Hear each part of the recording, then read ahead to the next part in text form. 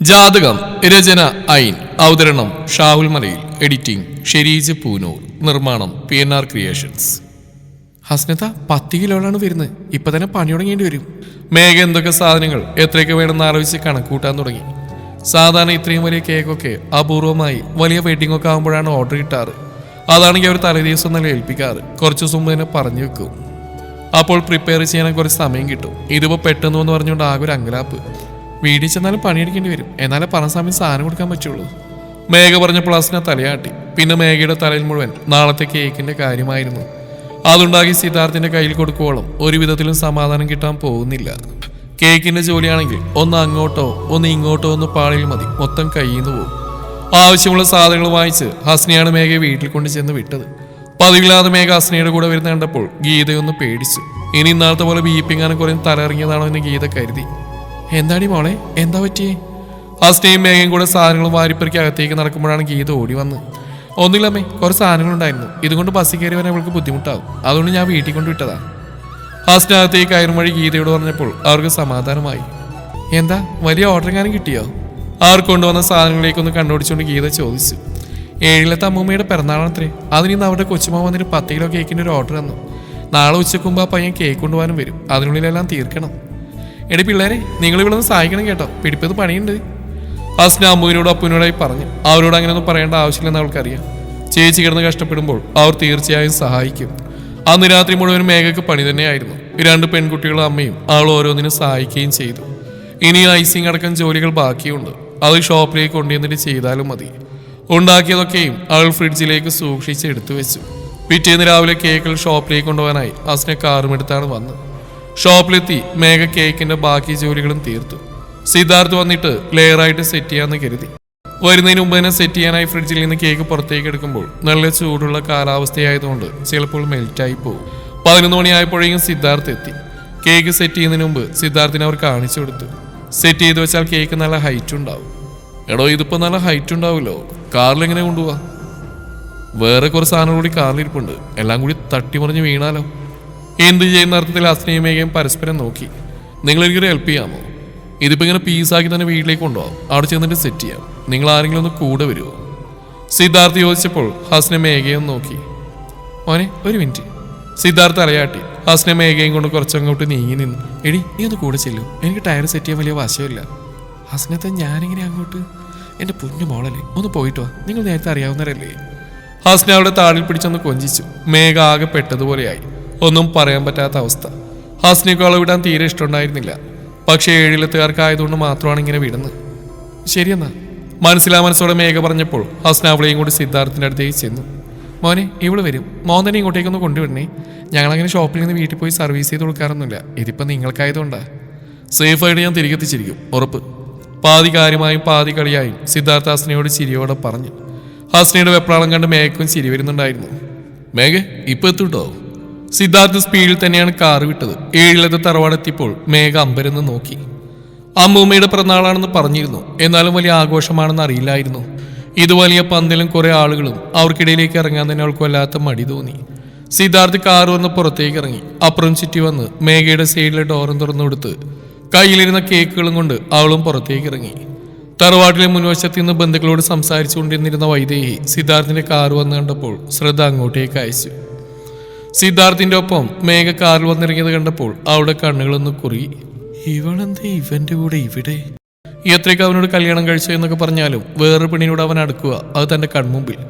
ഇതൊന്നും തീരെ സഹിക്കാൻ പറ്റാത്ത കാഴ്ചയാണ്. തികഞ്ഞ അസൂയയോടെയും ദേഷ്യത്തോടെയും പരസ്പരം എന്തോ സംസാരിക്കുന്ന സിദ്ധാർത്ഥിനെയും മേഘയെയും വൈദേഹി പകയോടെ നോക്കി. വൈദേഹി ചുറ്റും നോക്കി. പരമേശ്വര മാമ ആരോടോ എന്തോ പറഞ്ഞുകൊണ്ട് മുറ്റത്തന്നെ നിൽപ്പുണ്ട്. മാമേ, കുറച്ച് ദേഷ്യത്തിലാണ് അവളെ ആൾ വിളിച്ചത്. എന്താ? മോൻ ചുളിച്ചുകൊണ്ട് അയാൾ ചോദിച്ചു. അമ്മൂമ്മയുടെ പിറന്നാൾ നാട്ടുകാരെയും വിളിച്ചിട്ടുണ്ടോ? നാട്ടുകാരെയോ?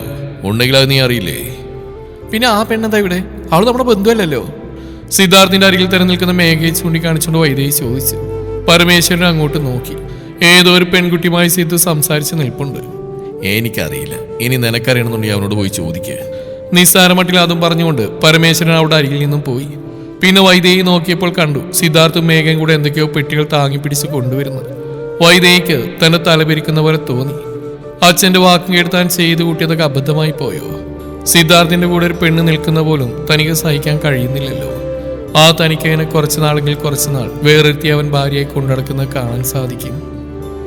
വലിരൂപി, ശക്തി തരൂ. വൈദേഹി തന്റെ ഉള്ളിൽ മന്ത്രിച്ചുകൊണ്ടിരുന്നു.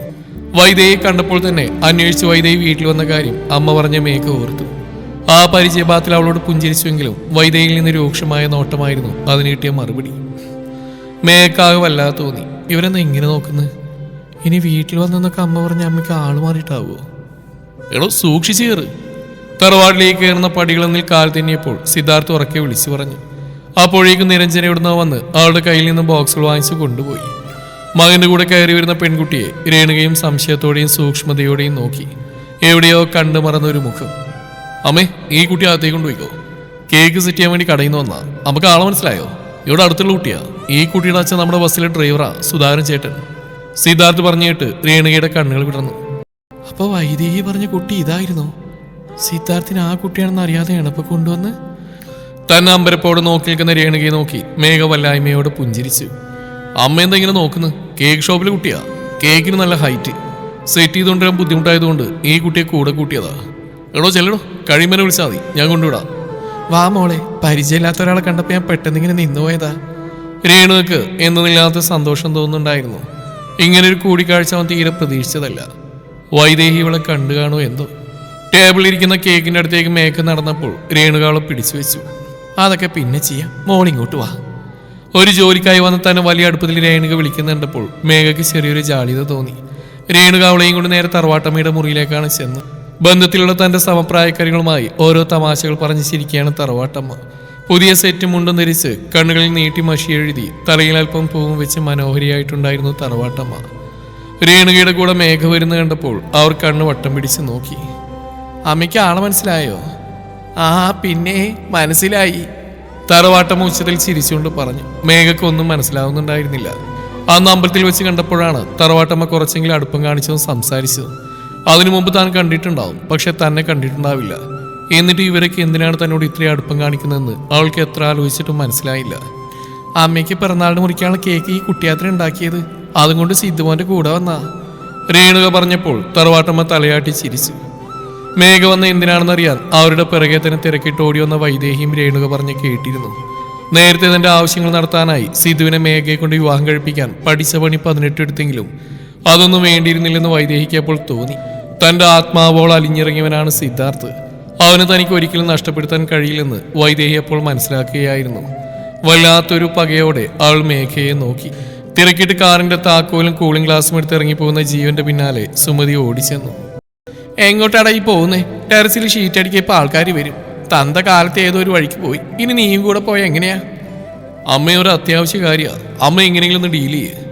അവരോട് ഞാൻ നേരത്തെ കാര്യങ്ങളൊക്കെ പറഞ്ഞിട്ടുണ്ട്. ഇനി എന്തെങ്കിലും സംശയം ഉണ്ടെങ്കിൽ എന്നെ വിളിച്ച് ചോദിച്ചാൽ മതി എന്ന് പറ. ജീവൻ നിൽക്കാൻ ഭാവമില്ലാതെ കാറിലേക്ക് കയറിയപ്പോൾ സുമതി ഡോറിന്റെ അരികിലേക്ക് ചെന്ന് നിന്നു. എന്നാലും എങ്ങോട്ടാണെന്ന് പറയടാ. അമ്മയെ വസന്തസേനം വിളിച്ചിട്ട് പോകുന്ന കുറച്ച് ദിവസമായില്ലേ, ഫിനാൻസിൽ ബാക്കി കൊടുക്കാനുള്ള കാശ് ഞാൻ ചോദിക്കുന്നു. നിശ്ചയത്തിന് അന്നേരാന്ന് പറഞ്ഞ സാധന ഇതിപ്പോ ഇന്നേരം നാളെ തരാന്നൊക്കെ പറഞ്ഞ് നീണ്ടുപോയായിരുന്നു. ഇതിപ്പോ തരാമെന്നൊന്നും പറഞ്ഞില്ല, ഒന്ന് അവിടെ വരെ ചെല്ലാൻ പറഞ്ഞു. ഇനി എന്ത് കുന്താണാവോ?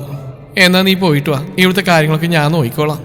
കാര്യത്തിന്റെ ഗൗരവം മനസ്സിലായപ്പോൾ സുമതി വേഗം അവനോട് പോയിക്കൊള്ളാൻ പറഞ്ഞു. വലിയ പ്രതീക്ഷയോടെയാണ് ജീവൻ വസന്തസേന്റെ വീട്ടിലേക്ക് വണ്ടി ഓടിച്ചുകൊണ്ടിരുന്നത്. മിക്കവാറും പൈസ തരാൻ തന്നെയായിരിക്കും, അല്ലാതെ ഇപ്പോൾ വിളിക്കേണ്ട കാര്യമൊന്നുമില്ല. കയ്യിലുള്ള പണം മുഴുവൻ കമ്പനിക്കായി മറിച്ചു കഴിഞ്ഞിരുന്നു. ചെലവുകളാണെങ്കിൽ ഒരുപാട് മുന്നിൽ കിടക്കുന്നുണ്ട്. കല്യാണം വലിയ ആഘോഷത്തിലാണ് കഴിക്കുന്നത്. അതിനൊരുപാട് പണം വേണ്ടി വരും. അതുമാത്രമല്ല, ബാക്കി കൂടെ കൊടുത്തില്ലെങ്കിൽ കുറി കമ്പനി കൈവിട്ട് പോവുകയും ചെയ്യും. ഇത്ര നാളും കഷ്ടപ്പെട്ടതൊക്കെ വെറുതെ ആവും. അതുകൊണ്ടാണ് കുറച്ച് നാണം കെട്ടാണെങ്കിലും ഇടയ്ക്കിടെ വസന്തനോട് പണം ചോദിച്ചുകൊണ്ടിരുന്നത്. ജീവന്റെ കാർ വസന്തന്റെ വീടിന്റെ കോമ്പൗണ്ടിലേക്ക് പ്രവേശിച്ചു. ആ വീട് കണ്ടപ്പോൾ തന്നെ മനസ്സിൽ വല്ലാത്തൊരു തണുപ്പ് വീണു. കൊട്ടാരം പോലുള്ള വീട്. ആവണി ഒറ്റമകളാണ്. ഇപ്പൊ ഇതെല്ലാം അവിടെ ഭർത്താവായ തന്റെയും കൂടെയാണ്. പക്ഷെ ഇതൊക്കെ കയ്യിൽ കിട്ടി ഒറ്റയ്ക്ക് അനുഭവിക്കണമെങ്കിൽ ആ വസന്തനും പെണ്ണുപിള്ളയും തട്ടിപ്പോവേണ്ടി വരും. വസന്തന് ഷുഗർ, പ്രഷർ, കൊളസ്ട്രോൾ എല്ലാം ഉണ്ട്, കൂടാതെ പൊണ്ണത്തടിയും. കുറെ കാലമൊന്നും അയാൾ കാലിന്റെ കണ്ണിൽ പെടാതിരിക്കില്ല, വേഗം തട്ടിപ്പോയിക്കോളും. പിന്നെയുള്ളത് അവിടെ അമ്മയാണ്. അവരെന്തെങ്കിലുമൊക്കെ പറഞ്ഞ് നിർത്താവുന്നതേ ഉള്ളൂ. പിന്നെ ഈ കാണുന്നൊക്കെ ആർക്കാ? ഒരേ ഒരു മകളായ ആവണിക്ക്. അതായത് ആവണിയുടെ ഭർത്താവായ തൻ്റേതും കൂടെ. ഇപ്പൊ കിട്ടുന്ന പണവും ആവണി കല്യാണത്തിന് കിട്ടുന്ന സ്വർണവും പണവും പിന്നെ ഈ കണ്ട സ്വത്തുക്കളും. എന്റെ ദൈവമേ, നിനക്ക് എന്നോട് ഇത്രയ്ക്ക് ഇഷ്ടോ? ജീവന് നൂറി ചിരിച്ചുകൊണ്ടാണ് കാറിന്റെ കീയും കറക്കി അകത്തേക്ക് കയറി ചെന്ന്. എന്താണ് ജീവ ഒരു ചിരിയൊക്കെ? മുന്നിൽ വസന്തൻ ഒരു കുറുകിയ നോട്ടത്തോടെ നിൽക്കുന്നു. ജീവന് പെട്ടെന്നൊരു ഞെട്ടൽ തോന്നി. ഇത്രയും നേരം ഇയാളും പെണ്ണുമ്പിള്ളയും തട്ടിപ്പോകുന്ന സ്വപ്നം കണ്ട് നിൽക്കുകയായിരുന്നു. ഏയ് ഒന്നുമില്ല, ഞാനിങ്ങനെ കല്യാണത്തിന്റെ കാര്യമൊക്കെ ആലോചിച്ച്. ജീവൻ ചമ്മലോടെ തലയുറിഞ്ഞു. അത് കണ്ടപ്പോൾ വസന്തനൊന്ന് കളിയാക്കി ചിരിച്ചു. വാ വാ. ആ ഒരു ഇളിപ്പിയ ചിരിയോടെ തന്നെയാണ് ജീവൻ അയാളുടെ പിറകെ ചെന്നത്. ഇവിടെ ആരുമില്ലേ? ചുറ്റുപാട് നോക്കിയിട്ടും ഹേമയും ആവണിയും കാണാതായപ്പോൾ ജീവൻ വസന്തനോട് തിരക്കി. ഇല്ല ജീവ, അമ്മയും മോളും കൂടെ ബ്യൂട്ടി പാർലറിൽ പോയിരിക്കുക. കല്യാണം അടുത്തല്ലോ, പിന്നെ എന്തൊക്കെയോ ചപ്പു ചവറുകൾ വാങ്ങാനുണ്ടെന്ന് തോന്നുന്നു. ജീവൻ വസന്തനെ ഒന്ന് സൂക്ഷിച്ചു നോക്കി. ആളുടെ മുഖത്ത് എന്തോ ടെൻഷനുള്ള പോലെ. ദൈവമേ, ഇനി പൈസ ഇല്ലെന്ന് പറയാനെങ്ങനെ ആയിരിക്കുമോ അയാൾ വിളിച്ച്? അങ്ങനെയാണെങ്കിൽ സകല താളവും ഇന്നത്തോടെ തെറ്റും. അതെ ജീവ, ഞാൻ വിളിപ്പിച്ചത് പറയാൻ പോകുന്ന കാര്യം ഫോണിലൂടെ പറഞ്ഞാൽ ശരിയാവില്ല. നേരിട്ട് സംസാരിച്ച കാര്യം പറഞ്ഞ് മനസ്സിലാക്കാന്ന് കരുതിയാ ഇങ്ങോട്ടേക്കൊന്ന് വരാമോ എന്ന് ചോദിച്ചത്. എന്താച്ചാ, എന്തായാലും പറഞ്ഞു. നിശ്ചയം കഴിഞ്ഞപ്പോൾ തൊട്ട് തുടങ്ങിയതാണ് ഈ അച്ഛൻ വിളി. വസന്തം തന്നെയാണ് അങ്ങനെ വിളിക്കാൻ ജീവനോട് പറഞ്ഞു. ആദ്യമൊക്കെ അച്ഛനെന്ന് വിളിക്കാൻ വല്ലാത്ത ശമ്മലായിരുന്നു. പിന്നെ അതങ്ങോട്ട് ശീലമായി. പൈസക്ക് കുറച്ച് ടൈറ്റ് വന്നു. ജ്വല്ലറിയിൽ വിചാരിച്ചതിനേക്കാൾ കൂടുതൽ പണം കൊടുക്കേണ്ടി വന്നു. അത് കൂടുതൽ സ്വർണ്ണം എടുത്തിട്ടാണെന്ന് വെച്ചോ. പിന്നെ വിചാരിച്ച 2 സ്ഥലത്തൊന്നും പണം കിട്ടിയില്ല. ഈ തടിക്കച്ചവടത്തിന്റെ കാര്യമൊക്കെ അറിയാലോ, ബില്ല് മാറി കിട്ടാൻ കുറച്ച് സമയമെടുക്കും. ഇപ്പൊ പെട്ടെന്ന് മറിക്കാനാണെങ്കിൽ കല്യാണം അടുത്തല്ലോ, മറിച്ചു കഴിഞ്ഞാൽ സകല താളവും തെറ്റും. അപ്പൊ ഞാൻ പറഞ്ഞു വന്നത് തരാമെന്ന് പറഞ്ഞ പണം കല്യാണത്തിന് ശേഷമേ തരാൻ പറ്റുള്ളൂ. കുറിക്കമ്പനിയുടെ കാര്യത്തിന് കുറച്ചുകൂടെ കാലാവധി ഉണ്ടല്ലോ അല്ലേ, അതുകൊണ്ട് അതിൽ പേടിക്കേണ്ട കാര്യമൊന്നുമില്ലല്ലോ. ഒന്ന് തലയെറിഞ്ഞുകൊണ്ട് വസന്തം പറയുമ്പോൾ ജീവനാകെ പെട്ടുപോലെ നിൽക്കുകയായിരുന്നു. കമ്പനിയുടെ കാര്യം കുഴപ്പമില്ല, അതിനി സമയമുണ്ട്. പക്ഷേ കല്യാണ ചെലവുകൾ അതിങ്ങനെ മുന്നിൽ നിൽക്കുകയാണ്. ഇയാളിത് എന്തോന്ന് മനുഷ്യനാ, കാശിരാന്നിട്ട് ആൾക്കാരെ പറ്റിക്കാൻ നോക്കുകയാണോ? ജീവനുള്ളിൽ മുരണ്ടു. എന്താ ജീവൻ, കുഴപ്പമൊന്നുമില്ലല്ലോ അല്ലേ? പറഞ്ഞ തുകയും സ്വർണ്ണമൊക്കെ കല്യാണത്തിനെത്തും. വസന്തനൊന്ന് തോളിൽ തട്ടി ആശ്വസിപ്പിച്ചു. ഇങ്ങനെ പറയുന്ന ആളോട് ഇനി എന്ത് പറയാനാണ്? കല്യാണ ചെലവിന് കാശില്ലെന്ന് ഇയാളോട് എങ്ങനെ മുഖത്തൂങ്ങി പറയും? നാണക്കേടല്ലേ? ഗൾഫുകാരനായ തന്റെ കയ്യിൽ കുറെ പൂത്ത കാശുണ്ടെന്നാണ് ഇയാളുടെ വിചാരം. തൽക്കാലം അത് അങ്ങനെ തന്നെ ഇരുന്നോട്ടെ. ഓ, ഇതായിരുന്ന കാര്യം. ഞാൻ വിചാരിച്ചു. സാറില്ല, അച്ഛൻ വിഷമിക്കണ്ട, അവയോ തന്നാ മതി. ഇത് ഫോണിലൂടെ പറഞ്ഞാൽ മതിയായിരുന്നല്ലോ. ജീവൻ പുഞ്ചിരിയോടെ പറഞ്ഞപ്പോൾ വസന്തന് ആശ്വാസം തോന്നി. തന്റെ മരുമനെ കുറിച്ച് ഓർത്ത് മതിപ്പും തന്റെ മകൾക്ക് താൻ കണ്ടുപിടിച്ച മാന്യം തന്നെയാണ്. പിന്നെ കുറച്ചേരം അവർ നാട്ടുവിശേഷമൊക്കെ പറഞ്ഞിരുന്നു. വസന്തനെ നന്നായിട്ടൊന്ന് പ്രാഗിയിട്ടാണ് ജീവൻ അവിടുന്ന് ഇറങ്ങിയത്. ഇനിയിപ്പോ കല്യാണ ചെലവിനൊക്കെ എന്ത് ചെയ്യും? വീടിന്റെ ആധാരങ്ങാനും പണയം വെക്കേണ്ടി വരും. അയാൾ പൈസ ഇരുമ്പ് എടുത്താൽ മതിയല്ലോ. ആധാരം വെക്കലോ കൈവിട്ട കളിയാ, എന്നാലും സാരമില്ല. കനത്ത സ്വർണവും പണമായിട്ട് വരുന്ന ആവണിയെയും സ്വപ്നം കണ്ട് ജീവൻ വീട്ടിലേക്കുള്ള യാത്ര തുടർന്നു. രേണുക പറഞ്ഞ് പരമേശ്വരൻ അറിഞ്ഞിരുന്നു വൈദേഹി പറഞ്ഞ പെൺകുട്ടിയാണ് ഇപ്പോൾ തങ്ങളുടെ വീട്ടിൽ വന്നിരിക്കുന്നതെന്ന്. എന്നാൽ അവർ സിദ്ധാർത്ഥിനോട് മാത്രം അത് പറഞ്ഞിരുന്നില്ല. കേക്കൊക്കെ മേഘ നന്നായി സെറ്റ് ചെയ്ത് കൊടുത്തു. അവളുടെ ഒപ്പം തന്നെ രേണുകയുണ്ടായിരുന്നു. വൈദേഹി ഇതൊന്നും കണ്ടിട്ട് അങ്ങ് പിടിക്കുന്നുണ്ടായിരുന്നില്ല. താൻ ഇത്ര നാൾ ഇവിടെ ഉണ്ടായിട്ടും സ്നേഹത്തോടൊരു വാക്ക് പോലും സംസാരിക്കാത്ത സ്ത്രീയാണ് ഇപ്പോൾ ഇവളെയും കൊണ്ട് നടക്കുന്നത്. തനിക്കില്ലാത്ത എന്ത് മേന്മയാണ് ഇവൾക്കുള്ളത്? എല്ലാം കഴിഞ്ഞിട്ടുണ്ട്. ആ ചേട്ടനൊന്ന് വിളിക്കാമോ? എനിക്ക് ഷോപ്പിലേക്ക് പോകാനായിരുന്നു. കേക്കിന്റെ ജോലികൾ കഴിഞ്ഞിട്ടും തന്നെ വിടാതെ വെച്ചിരുന്നവരും സംസാരിക്കുന്ന രേണുകയോട് മേഘ കുറച്ച് വിഷമത്തോടെ പറഞ്ഞു. അടുത്ത ബന്ധുക്കൾ മാത്രമേ ഉള്ളൂ ഇവിടെ, ഒക്കെ വലിയ വലിയ ആളുകൾ. ഇപ്പോൾ തന്നെ ആകെ അസ്വസ്ഥത തോന്നി തുടങ്ങിയിരിക്കുന്നു. സിദ്ധാർത്ഥിന്റെ അമ്മ കാര്യമായി കൊണ്ടുനടക്കുമ്പോൾ എല്ലാവരും ഓരോന്നൊക്കെ ചോദിക്കുന്നുമുണ്ട്. അതൊക്കെ വിളിക്കാം, എന്തായാലും മോളിവിടെ വരെ വന്നല്ലേ, കേക്ക് മുറിയും കൂടെ കഴിഞ്ഞിട്ട് പോയാൽ മതി. രേണുക അവിടെ കൈപ്പിടിച്ച് സ്നേഹത്തോടെ പറഞ്ഞപ്പോൾ മേഘ ആകെ മെഴിച്ചിരുന്നു പോയി. അയ്യോ, അത് വേണ്ട, ഇവിടെ ബന്ധുക്കൾ മാത്രമുള്ളൊരു ചടങ്ങല്ലേ, അതിന് ഞാനെന്തിനാ വെറുതെ? അവിടെ നിൽക്കാൻ തീരെ ഇഷ്ടമില്ലായിട്ടും രേണുകയെ സങ്കടപ്പെടുത്തേണ്ടെന്ന് കരുതി മേഘ വളരെ സൂക്ഷിച്ചാണ് അങ്ങനെ പറഞ്ഞത്. എന്താ മൈ ഇവിടെ, നീ ഇതുവരെ പോയില്ലേ? അത്ര നേരമായിട്ട് മേഘ പോകാത്ത കണ്ട് വൈദേഹി അവിടെ അരികിലേക്ക് വന്നു. വൈദേഹിയുടെ ചോദ്യം കേട്ട് രേണുക അത് കേൾക്കാത്ത പോലെ നിന്നു. തന്നോട് അനിഷ്ടത്തോടെ വൈദേഹി നീ എന്നൊക്കെ വിളിച്ച് സംസാരിച്ചപ്പോൾ മേഘക്കും ആകെ വല്ലാതെ തോന്നി. ഇവരെന്താണ് ഇങ്ങനെ? അന്ന് അമ്പലത്തിൽ വെച്ച് കണ്ടപ്പോൾ കുഴപ്പമൊന്നും ഉണ്ടായിരുന്നില്ലല്ലോ. ഇതിപ്പോൾ എന്തോ ദേഷ്യം പോലെ. ചിലപ്പോൾ തീർത്തും സൗകര്യമായിട്ടുള്ള ഈ ചടങ്ങിൽ താൻ വന്നുകൊണ്ടാവും. മനഃപൂർവ്വം വന്നൊന്നല്ലല്ലോ, വരേണ്ട അത്യാവശ്യമായി പോയതുണ്ടല്ലേ. ഇല്ല, ഇവളിപ്പോൾ പോകുന്നില്ല. കേക്കൊക്കെ മുറിച്ച് സദ്യയും കൂടി കഴിച്ചിട്ടേ പോകുന്നു, അല്ലേ മോളെ? രേണുക അവളെ തന്നിലേക്ക് ഒന്നുകൂടെ ചേർത്ത് പിടിച്ചുകൊണ്ട് പറഞ്ഞപ്പോൾ വൈദേഹിക്ക് അസൂയ കൊണ്ട് കണ്ണു കാണാതെയായി. വൈദേഹി രേണുകയൊന്നും നോക്കുപോലും ചെയ്യാതെ മേഘയെ തറപ്പിച്ചുകൊണ്ട് പറഞ്ഞു. അയ്യോ ഇല്ല, ഞാൻ പോവാ, അവിടെ ഷോപ്പിൽ ആളില്ല. ഇതിപ്പോൾ അത്യാവശ്യമായതുകൊണ്ട് വന്നാ, എന്നെ നിർബന്ധിക്കല്ലേ. വൈദേഹി അത് കേട്ടോടെ തന്നെ സിദ്ധാർത്ഥിനെ തിരക്കി ഇറങ്ങി. കേക്ക് മുറിക്കാനുള്ള ടേബിൾ സെറ്റ് ചെയ്യായിരുന്നു അവൻ. സിധു, ആ പെണ്ണിനെ ഷോപ്പിലേക്ക് പറഞ്ഞേക്കുന്നില്ലേ? അവിടെ ജോലി കൊണ്ട് കുറേ നേരമായാലോ. അന്നത്തെ സമ്പത്തിന് ശേഷം ആദ്യമായിട്ടാണ് അവനുമായിട്ടുള്ളൊരു സംസാരം.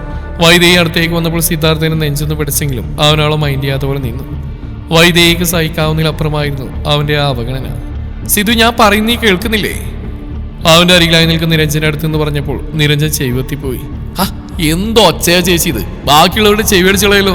വൈദേഹി അവനെ രൂക്ഷമായി നോക്കിയതല്ലാതെ മറുപടിയൊന്നും പറഞ്ഞില്ല. ആൾക്ക് എല്ലാവരോടും എല്ലാറ്റിനോടും വല്ലാത്ത ദേഷ്യം തോന്നുന്നുണ്ടായിരുന്നു. തുടരും ഈ കഥയുടെ ബാക്കി ഭാഗം നാളെ ഇതേ സമയം.